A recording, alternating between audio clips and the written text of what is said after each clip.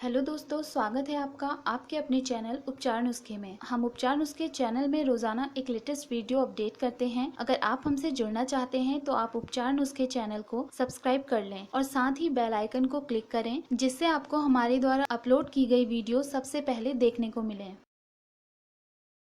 सकट तिलचौथ व्रत 2021 शुभ मुहूर्त, चंद्र दर्शन मुहूर्त, व्रत कथा और पूजन विधि। भगवान श्री गणेश जी प्रथम पूज्य और मंगल मूर्ति हैं। शास्त्रों के अनुसार किसी भी शुभ कार्य की शुरुआत से पहले शुभता के प्रतीक और सुख समृद्धि के दाता श्री गणेश जी का ही पूजन किया जाता है। कहा जाता है कि इनके पूजन के बिना कोई भी कार्य और इच्छा पूरी नहीं होती। यूँ तो हर माह चतुर्थी तिथि पड़ती है, लेकिन माघ माह के कृष्ण पक्ष की चतुर्थी को लोकप्रिय भाषा में सकट चौथ या तिल चौथ व्रत भी कहा जाता है। इस दिन विघ्नहर्ता गणेश जी की पूजा और व्रत करने से व्यक्ति के समस्त संकट दूर हो जाते हैं। आज हम आपको साल 2021 माघ माह संकट चौथ व्रत की शुभ तिथि, पूजा का शुभ मुहूर्त, पूजा विधि और इसकी व्रत कथा के बारे में बताएंगे। सबसे पहले बात करते हैं सकट चतुर्थी शुभ मुहूर्त 2021। साल 2021 में सकट चौथ या तिल चौथ 31 जनवरी रविवार को है। चतुर्थी तिथि शुरू होगी 31 जनवरी रात्रि 8:24 पर। चतुर्थी तिथि समाप्त होगी 1 फरवरी सायंकाल 6:24 पर। सकट चौथ चंद्रोदय का समय होगा 31 जनवरी रात्रि 8:40 पर। सकट तिल चौथ पूजन विधि। सकट चौथ व्रत माघ माह के कृष्ण पक्ष की चतुर्थी के दिन रखा जाता है। इसे माघी चौथ, वक्रतुंडी या तिलकुट चौथ भी कहते हैं। यह व्रत महिलाओं द्वारा निर्जल रखा जाता है। इस दिन भगवान गणेश जी और माता पार्वती की विधिवत पूजा की जाती है। व्रत के दिन स्नान से निवृत्त होकर व्रत का संकल्प कर तारों की छांव में व्रत आरंभ करें और पूरे दिन निराहार रहते हुए रात्रि में चंद्रोदय के बाद चंद्रमा को अर्घ देकर व्रत संपन्न करें। सबसे पहले एक चौक पर मिट्टी से बनी गणेश जी की प्रतिमा स्थापित कर प्रतिमा का श्रृंगार करें। अब उन्हें अक्षत, दूर्वा घास, लड्डू, पान सुपारी, धूप दीप अर्पित करें। पूजा में ओम गंग गणपते नमः मंत्र का जाप करते हुए नैवेद्य के रूप में तिल तथा गुड़ से बने हुए लड्डू भगवान गणेश जी को भोग के रूप में अर्पित करें। अंत में व्रत कथा पढ़कर आरती कर लें। चंद्र पूजन विधि। संकट चौथ का व्रत रात्रि में चंद्र पूजन के बाद ही संपन्न होता है। इस दिन चांद की पूजा का विशेष महत्व है। चतुर्थी के दिन चांद निकलने के पश्चात चंद्रमा को दूध मिले जल से अर्घ देते हुए तिल, गुड़ व दूर्वा अर्पित करें और उनके समक्ष धूप दीप प्रज्वलित करते हुए चंद्र देव से मनोकामना और व्रत की सफलता की कामना करते हुए व्रत पूरा करें। संकट चौथ व्रत कथा।